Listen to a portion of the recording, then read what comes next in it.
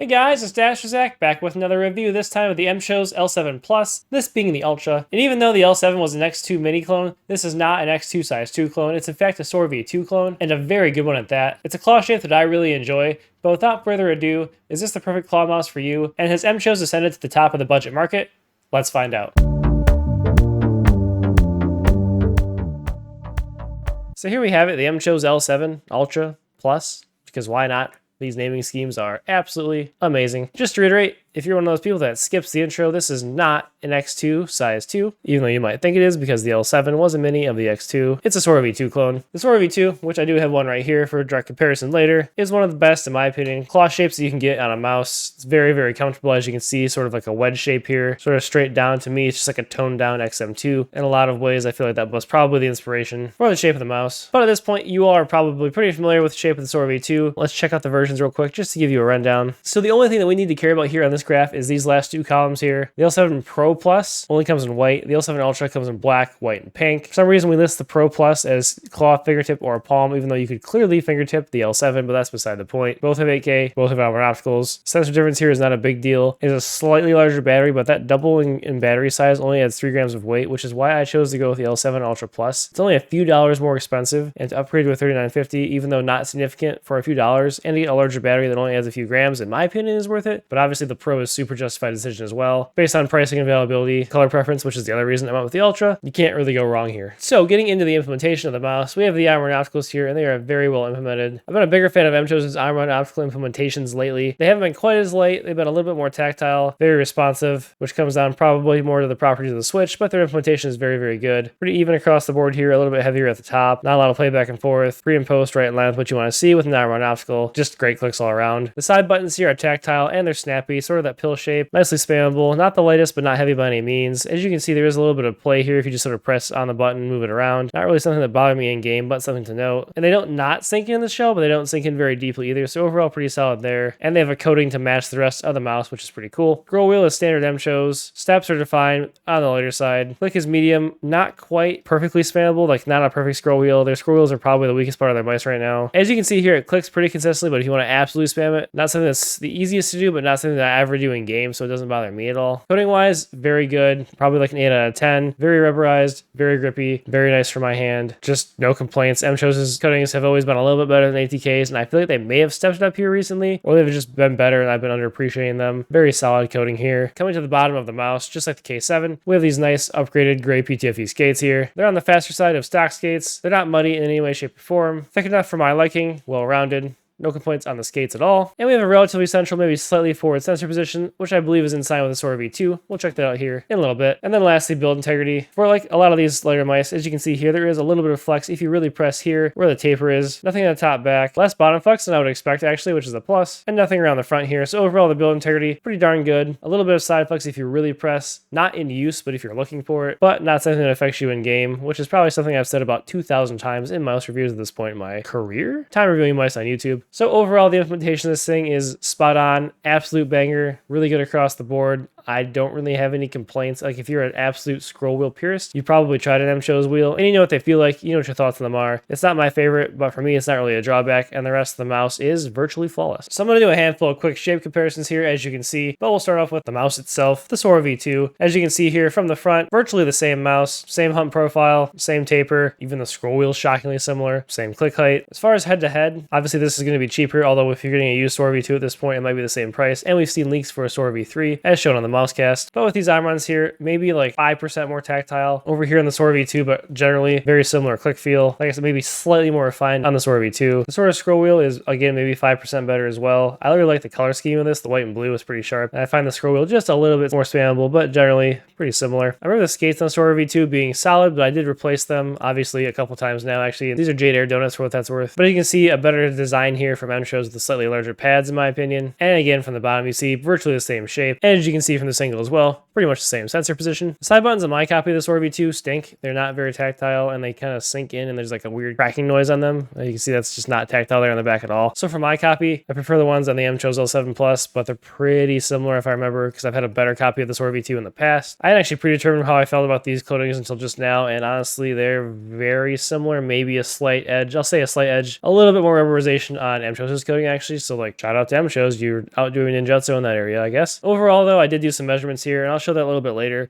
but what it comes down to is the standard MCHO's formula. When they clone a mouse shape, they make it slightly larger. Every measurement I took around this entire mouse was 0.2 to 0.3 millimeters larger on the L7 Plus than the Sora V2. In hand, not really that detectable unless you're really looking for it, like going back and forth. Maybe you can tell I'm probably just coping. It's a clone. They're very, very similar in size and shape. Honestly, if you're looking between like a used Sora V2 or a new L7 Ultra Plus, probably just pick the cheaper one. The fact that you can get a brand new mouse for maybe the same price or cheaper from MCHO's, I would probably lean in that direction. They're both very good. Again, my Sora V2 has had QC issues over time. Very weird creakiness to it, that side button QC issue. And honestly, I've never really had those issues with an MCHO's mouse before, but also not mained an MCHO's mouse for many, many months. Like someone clearly did on the Sora V2 before I got it. So for longevity, who knows? This here is the RK-M3, another Sora V2 clone from Royal Kludge. It is available on Amazon at pretty much all times with a $10 coupon for $50, which is only a few dollars cheaper than the MCHO's L7 Plus, which you can get cheaper on AliExpress. That's actually the case for both of these mice, with coupon codes, cashback, etc., yada yada. You've heard this spiel many times. Head to head, straight up, the L7 Plus is just a better mouse all around. The stock skates, which these are missing, so I was going to do a battery mod on this, haven't gotten back to it, are much better on this. Clicks are Allen opticals, these are mechanicals. These clicks feel better. Side buttons feel better. MCHO's coating feels better. I'll say the RK-M3 is slightly better build integrity on the sides, but worse on the bottom. So overall, there's not really much of an advantage to the RK-M3. I guess if you can get it on a crazy sale, and you're not an arm optical person, you can go for that, but I would almost 100% of the time go for the L7 Plus here, and as far as shape and size, they were almost spot on the same. Lastly, because somebody asked, and not because I think it's super relevant, we have the Vaxi Sora, which is like a Sora V1, which is just a larger shape overall. Many of you are probably familiar with the shape changes from the original Sora to the Sora V2, but we'll look at them again because why the heck not? Basically, it's just larger. It's a little bit wider here across the majority of the mouse. The back flare here on the original Sora shape is a little bit larger, which makes the tapering from back to front a little bit more apparent here. You can still feel it fine on the Sora V2, but it just sticks out like a sore thumb on the original Sora. These skates are nice on the Vaxi Sora, but they're a little bit slower. I actually prefer the MCHO's skates here, as well as the MCHO's skate design. Vaxi's competitive mode is a really good sensor implementation. I think it's probably a little bit superior to MCHO's, but there's no complaints that I have really with the MCHO's implementation. It's not really a reason to go for that. I will say you can note that the buttons here on the Vaxi Sora do hang over the front a little bit. So if you're someone like me who hangs your fingers over, it can be a little bit sharp. There's a sharp edge here that could be uncomfortable. In game, that did not bother me, but I just want you to be aware of that. As far as the clicks, everything on the Vaxi is very, very tactile. From the scroll wheel to the side buttons to the main clicks. It is an entirely different experience. It's also like 10 grams heavier roughly. Their coatings are very, very good. Their build integrity is a step up from MCHO's. I guess you add 10 grams, you get a little bit more of a solid feeling mouse. But overall, I would say my preference, which is evidenced by the fact that I'm going to sell this Vaxi Sora that I picked up on my own, is for the L7 Plus here. Vaxi has very good coatings, but I prefer the slightly more rubberized, slightly less slick feel of their coating. It's just a little chalkier, a little bit more matte almost. I like the stock skates in this better. I like the lighter weight, and I prefer the Iron Opticals as they are my favorite Switch. But just so you're aware, Sora V2 clone, Sora V1 shape. This is a larger, heavier mouse. It's a Vaxi mouse, and hopefully that makes your decision between these two pretty easy. Obviously, this is going to be much, much cheaper as well. Let's talk about performance, and trust me, this won't take long. MCHO's implementations these days are pretty darn good. They're not absolutely masterclass, top of the market, pristine, Razer, Logitech level sensor implementations, but this is a 3950. It performs very well and admirably up to 8K. Again, I would never really recommend anybody use 4 or 8K. Maybe you rock 4K for like a game in Kovacs, but if you're in game, Battlefield, Fortnite, whatever you're doing, I'd recommend 2K at most. 1K probably totally fine, depending on your monitor and PC performance. No complaints about the performance on this mouse at all. It's good. You shouldn't be worried. This is the 8K dongle you're going to get. No charging dock like the K7 had. Not a problem. Due to that, much better weight balancing, much lighter weight. Big win here. And as my overall impression of this mouse, I don't think it really gets any better. You could probably put this in my hand blindly and tell me it was a Sora V2 and I would believe you. I don't think there's really any going up from here as far as Sora V2 clones go. Even the Sora V2 itself, this is the mouse, get it. This is the best one. Good skates, good coating. It's got Iron Opticals. Again, like I don't know how you make this better. If this is your shape, if this is your mouse, just go go ahead and pick this up, main it for a while, be happy, end of story. Those of you that watch all my videos, I do this just in case somebody comes in and look at the mouse and they've never seen the video before or the software. This is Mchos's WebDriver. It's MHub. We have the left butt right there, but it's a very well implemented WebDriver. You can change your DPI here. You can go separate XY should you want to. Performance wise, I ran this on 2K as I always do. You can set your jitter bounce down to 0 and your LOD down to 0.7. It has motion sync, angle snap, ripple control, and they also have the extreme 20K mode here, which I'm pretty sure is more of a battery suck than an actual noticeable performance gain. It's not something that I usually run, but I tested with it on anyway, and I found no issues. This will definitively lower your battery life though. To what extent, I can't say. Doing a quick run through on the weights, we have the stock L7 Plus Ultra coming in at 47.3 grams, actually below advertised, impressive. The Sora V2 with these Jade Air donuts coming in at 40.5 grams, so that is the one advantage of the Sora. You do get a lower weight. Not something that mattered a lot to me, but it may be something that matters to you. The RKM3 from Royal Clutch here, no skates applied. Sorry the pad wrecks this, but it came in at 37.3 grams. It's about 40 with the skates on, which matches the Sora V2, so also lighter than the L7. And then the Vaxi Sora here, straight up 60 grams. It's a hefty boy. That's sort of Vaxi's thing, and it feels pretty good in hand too. I'm gonna grab measurements only on the L7 Ultra here because, as I said, it's only a little bit larger than the Sora V2 in most areas. As you can see here, the taper comes down to a point of 54.6 millimeters. We get the max back flare coming in at 62.7 millimeters. The clock of back hump height just under 38 at 37.9 millimeters. So again, virtually a Sora V2 clone in shape, just a little bit larger. So that about wraps up for my thoughts on the Mchos L7 Ultra Plus. It's almost a flawless mouse. It's the perfect Sora V2 clone. It may even be better than the Sora V2 itself. It has 8K polling, great coding, clicks, implementation across the board. Again, I'm honestly having trouble finding words to say in this outro because it's just so good. It's a claw shape that I really enjoy, and I will be making solid use of it going forward. Mchos have been a strong company with their L7 being their best mouse. With the way the K7 and the L7 Plus have gone, they're honestly pushing into can't miss range as far as budget mice go. So I guess the only question left is,